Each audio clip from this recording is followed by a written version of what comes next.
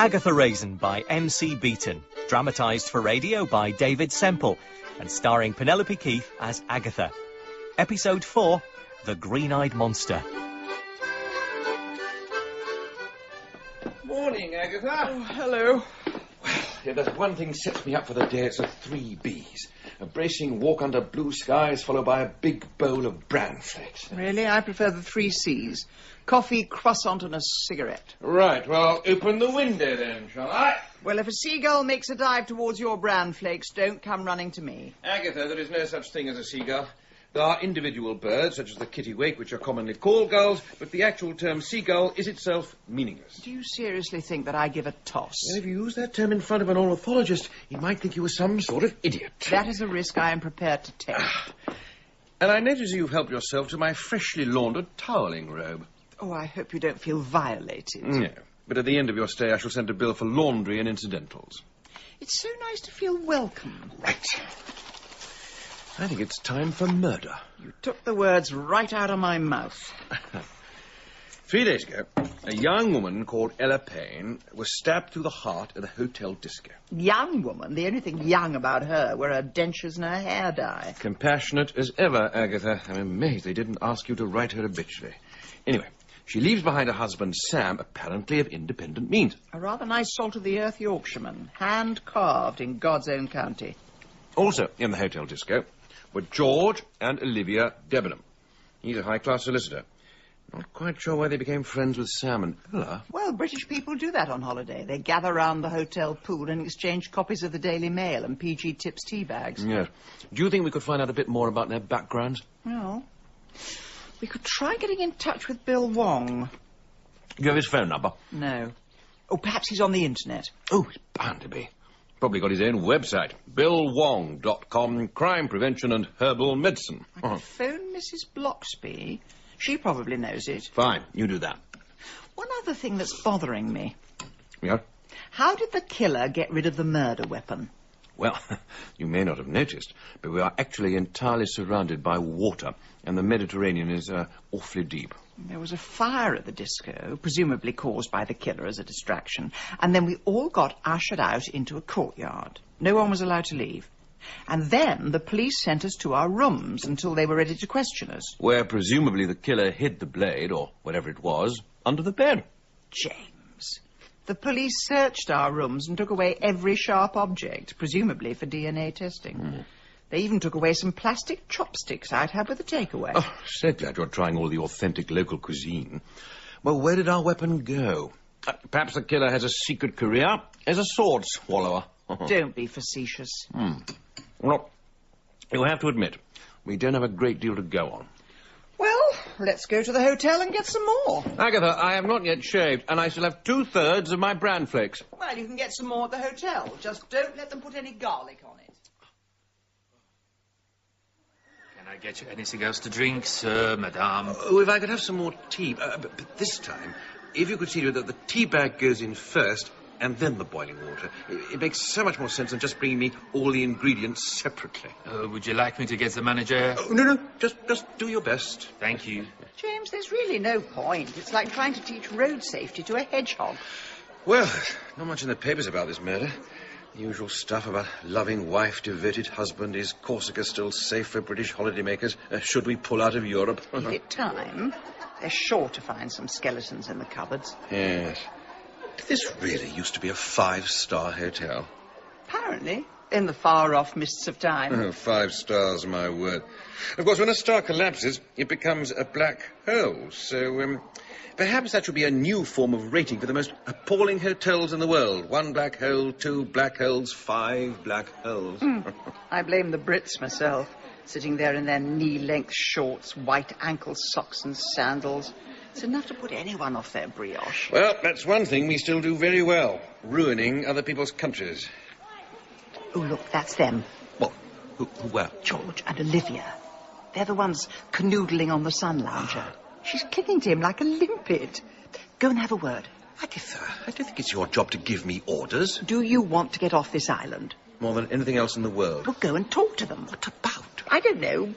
how hard it is to get a decent cup of tea round here. Where are you going? I'm going to have a word with Sam, but I don't want them to see me. They know me. Oh, right. Your tea, sir. Oh, well done. Tea bag in the cup, water well above room temperature. Thank you, sir. I'm just going to take it from this table over here to, that table over there.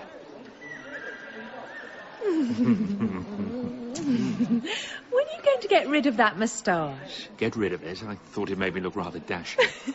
It makes you look like a Bond villain. Oh, really? Well, play your cards right. I might tell you my plans for world domination. Hello. Are you talking to me? Yes, you look as if you're having a great deal of fun. Well, we were. Do you mind if I join in? What? I mean, do you mind if I join you? Fine. Be my guest. I was sitting over there by the shallow end, but several small children started smashing my Daily Mail. Oh, have you got a mail? Can I borrow it? Oh, I'll leave it for you. I'm almost done. Thanks. Hang on. I'm sure I've seen your face somewhere before. Well, I have had it an awfully long time. No, I'm sure. I never forget a face. Well, you might just have seen it on the dust jacket of my book. Of course, I knew you were someone famous. Would you have written anything I've read? Well, you might have read my book on the Peninsular War, The Iberian Experiment, Death in the Ranks from 1808 to 1814. No, I don't think I have, actually. Have you, darling? No. It's a wonderful hotel, this. Do you think so? Some people are more easily pleased than others. Indeed, I mean, the mock Byzantine facade of this swimming pool is really something to behold. A pity the walls are paper thin and everything leaks. Does it? Oh, yes. A few days ago, our room was totally flooded. Oh. The chap above us had fallen asleep in his bath. Well, I hope they gave you an upgrade. Oh, no. But I can assure you the matter will be reflected in our bill. Well, of course, I mean, it can't do much for their reputation having a murder here. Murder? Oh, yes, I mean, here, on page 27 of the Daily Mail. Well, you must have heard of it. Oh, yes. Sorry, I was dreaming. I mean, did you know the murdered lady? Only as well as we know you. Well, she seemed like a very nice woman, and such a terrible waste. I can't help wondering about that husband of hers. Terrible temper he had. Oh, really? Well, according to the Mail, friends describe him as a perfect husband, devoted, loyal and caring. Yes, that's exactly how he comes across at first. But still waters run deep. Hold on. Just coming. Oh, Mrs. Raisin. Oh, thanks for coming to see me. Sam, it's Agatha, please. Come in. Thank you. How are you keeping? Oh, you know, still in a bit of a haze. I can imagine. When you've lived with someone for 35 years, you can't quite believe they're gone. I just took my jacket off and I could hear Ella's voice telling me, hang it up properly. Don't just stick it on the chair. It takes an awfully long time to adjust. I know. Oh, have a seat. Here, you can sit on the bed. Right. Sam, I do hope I'm not invading your privacy. Oh, don't be daft. I'm just glad that someone can still look me in the eye. Oh, dear. I'm afraid that's par for the course with an unsolved murder. Tongues will wag. Oh, poor Ella. I just wouldn't want to go the way she went. Sam, I'm so sorry. Oh, it's all right. It seems to hit me the worst at this time in the evening. Yes. Can I ask you a favour? Of course, anything. You wouldn't fancy a game of Scrabble with me? Scrabble? Me and Ella always used to play about 10 o'clock, just before bedtime. Well, I'm not terribly good. Oh, it doesn't matter. I just want to take my mind away from dark thoughts. Of course I'll play. Oh, thanks. I really should phone my friend, though, and say I'm running a bit late. Well, that's all right. You can use the phone by the bed. Thanks.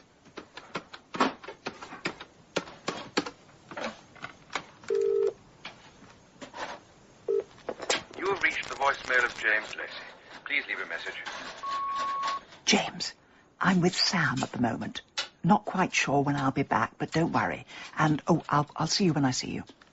Come and sit over here.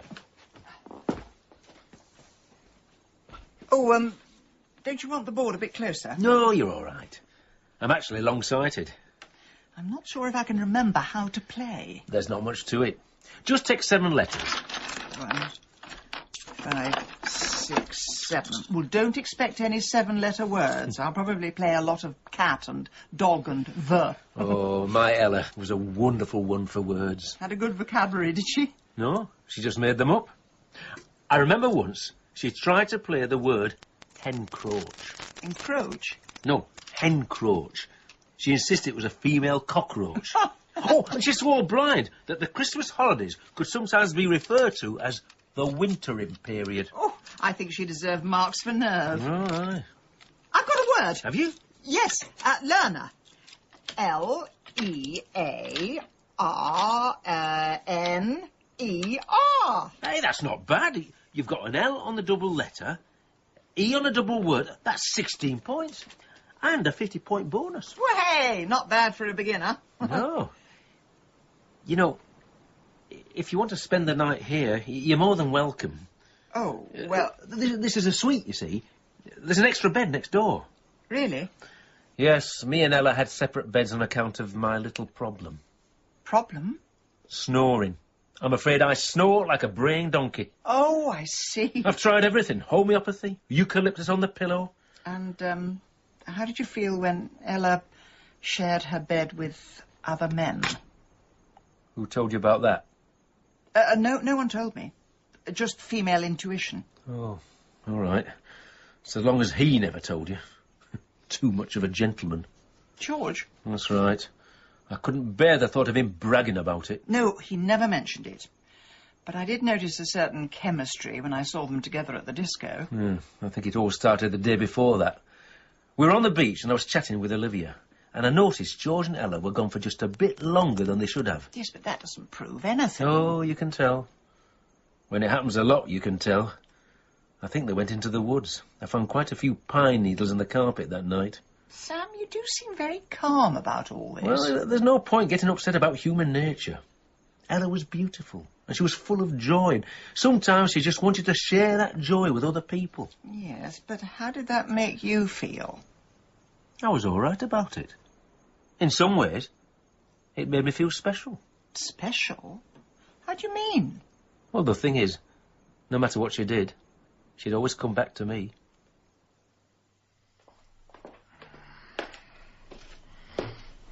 What? Who's there? James, it's only me. So you've not been murdered, then? No, but thank you so much for your concern. What time is it? Well, judging by the sound of the bats, I'd say it's 3 o'clock in the morning. 3 o'clock? How did you get back here? I took a taxi round the mountain. It would have been cheaper to actually buy the mountain. Well, this is turning into a very expensive trip. I do hope you've enough for your half of the bill. Yes, James, and when we get back to England, I will owe you nothing. What on earth are you up to now? I'm going to make a strong black coffee. Oh, great, so that you can stay awake all night. Good idea. I'm not going to drink it. I'm just going to wrap my hands round it. I need a little bit of warmth from somewhere.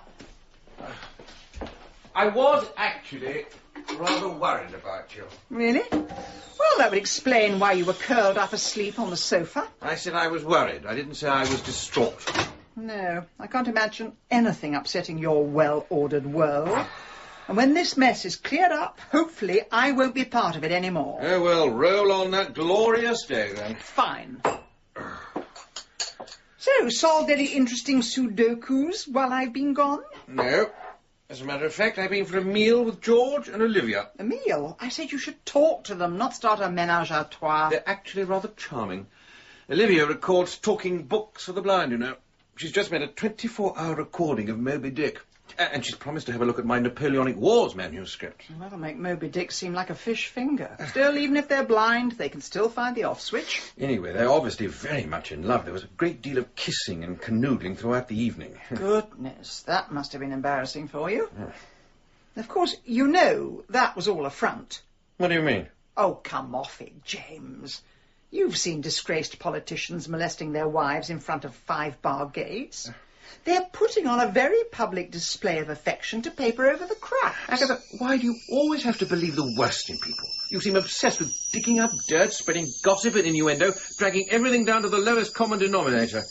And are you actually going to make that coffee? I have it on very good authority that George was having an affair with Ella. Oh, really? Says who? Sam told me. Oh, he did he? Is that what you were discussing? Amongst other things. Anyway, I don't think it's any of your business. Agatha, I mean, how do you think it looks to the police? He's just lost his wife, and then you waltz off with him until the small hours. Well, nothing happened. We just sat up playing Scrabble. Oh, really?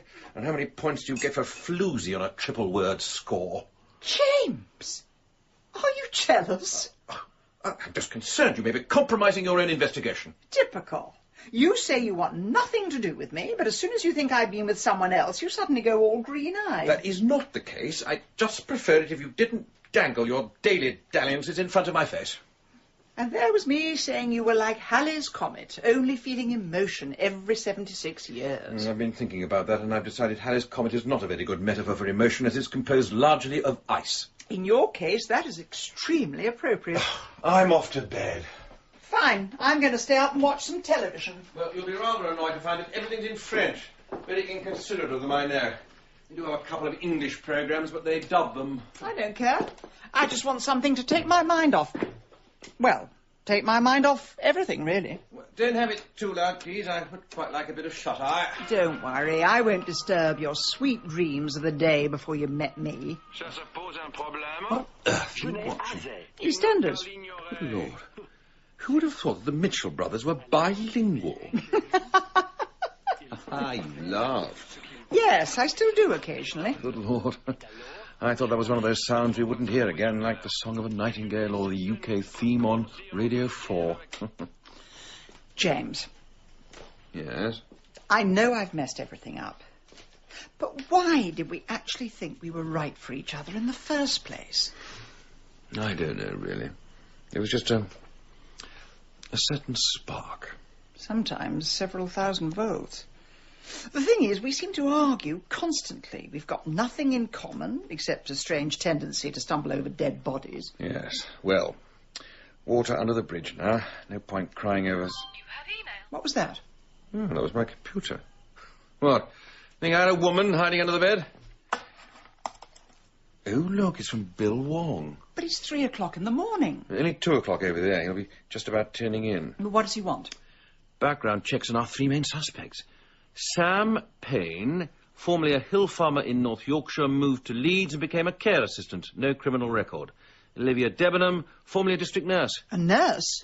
Yes, that's right. So she would know exactly how to kill someone with a single stab wound. Agatha, I know the NHS isn't what it was, but they're not all multiple murderers. But you've got to admit, it is interesting. Well, I'm sure hill farmers are a fairly dangerous bunch. I mean, if they can wrestle with 200 terrifying sheep... I just wish I knew how she got rid of her weapon. Well, perhaps she cunningly put someone's arm in a sling and hid it in the bandages. James. A few days ago, when George and Olivia were out together, they hardly made eye contact. Now his tongue is so foul down her throat, she'll have to call a dino rod. Thank you so much for that image. Well, it wouldn't do any harm just to have a quiet word with Olivia. Yes, it would. If you're wrong, you could end up looking a complete idiot, and if you're right, you could end up at the bottom of a cliff. Somehow or other, I'm going to make her confess. And how are you going to do that, then? Shine a bright light in her eyes, or are you going for the old thumbscrews? Usual method. I shall scare her with a mixture of innuendo and barefaced lies. Oh, well, stick to what you're good at. I get the feeling I'm on my own with this one. Agatha, much as I feel I owe you nothing, I would feel a certain twinge of guilt if I should have to find your body on the beach. So, as always, I shall be 20 paces behind you, like the Duke of Edinburgh, listening in on my mobile phone. Well, it's wonderful weather out. I know that. I can see it in front of me. Fancy a stroll down the beach with me? Not particularly. Darling, what exactly is it? What's what? Well, you've started flirting like a teenager with me in public, and then you tear me to pieces in private. Do I? And the penny hasn't dropped yet? Obviously not. You don't think it might be to do with your affair with Ella? And the one before that? And the one before that? Well, affair seems to be overstating it. It was just a bit of fun. And the poor woman's dead now, so why are you so angry? I am angry because we can't get off this wretched island. You're a solicitor. Can't you get them to move things along? I'm also a potential suspect. If I try and interfere, it doesn't look good. We just have to leave it to the police, and the sooner they find whatever maniac did it, the better. Fine. so we get to stew in our juices for God knows how long. Why did we have to holiday on an island? I think you'll find every landmass on Earth is surrounded by water. Unless you think we should holiday on another planet. That does it. I'm going for a walk. I thought you said you didn't want one. No, I said I didn't want to walk with you. Mrs. Raisin. Oh, hello, Olivia. Have you been listening at my door? No, I seem to have mislaid a contact lens. I didn't know you wore them. Yes, it's vanity, I'm afraid. Right. Oh, well, no sign of them. That's another expensive trip to the opticians, if we ever get out of here. Yes. Look, there's a little balcony just round the corner overlooking the bay. Have you got time for a chat? Oh, yes. Why ever not?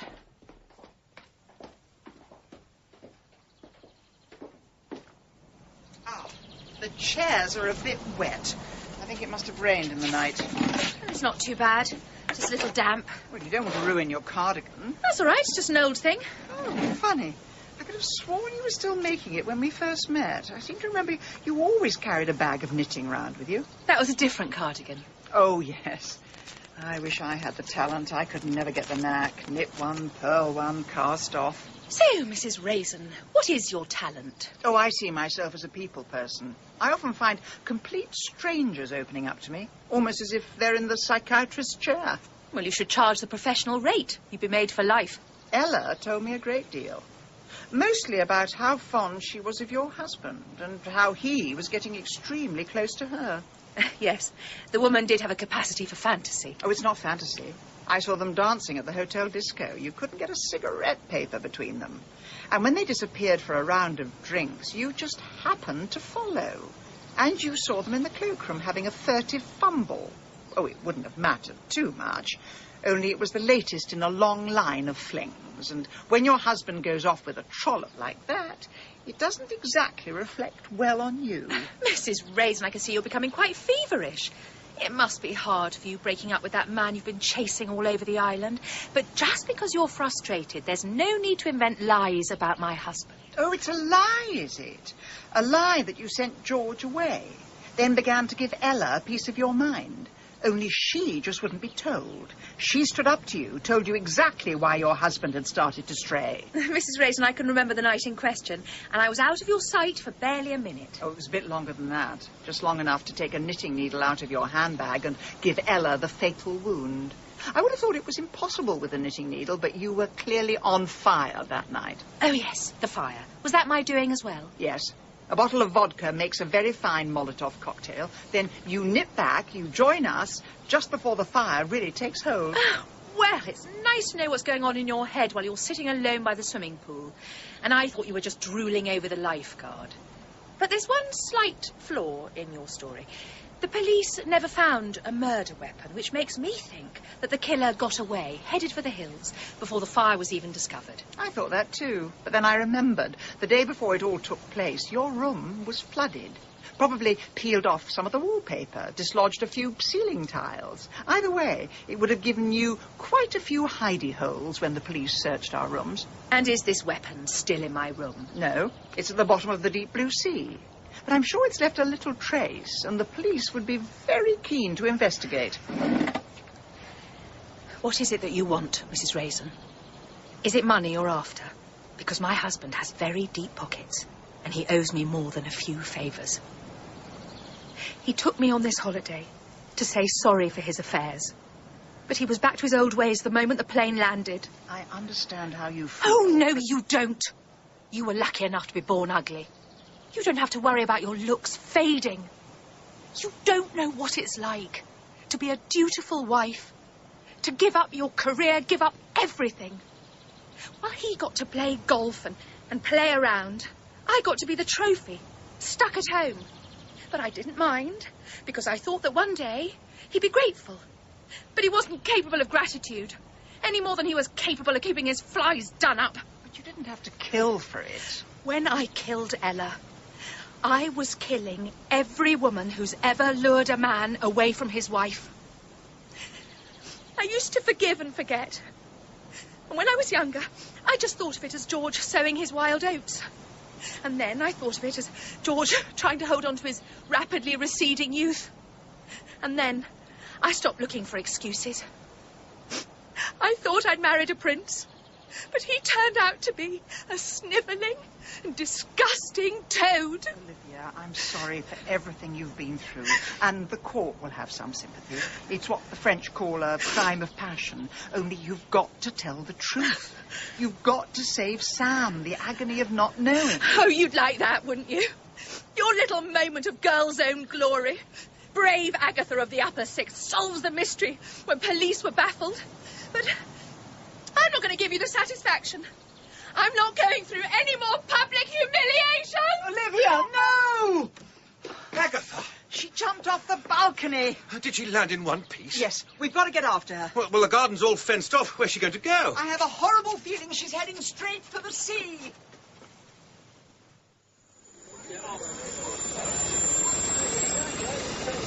Well, looks like she's still in one piece. Yes. And I hope for your sake she's well enough to stand trial. Well, it didn't look good. When they put her in the air ambulance, she was about as blue as the Mediterranean.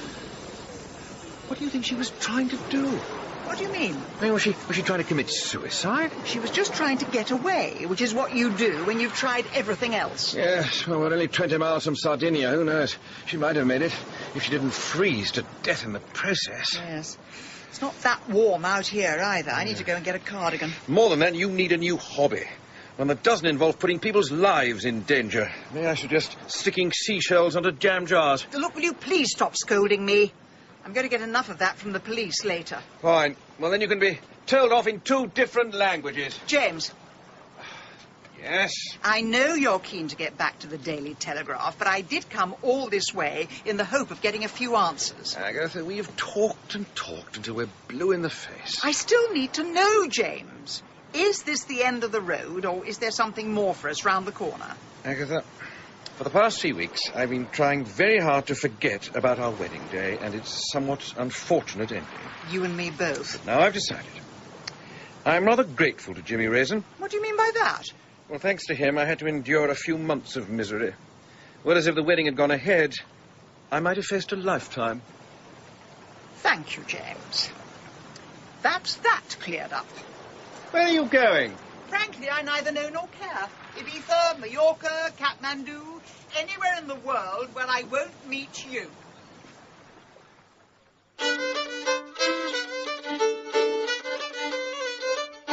In Agatha Raisin, Penelope Keith starred as Agatha and Malcolm Sinclair was James.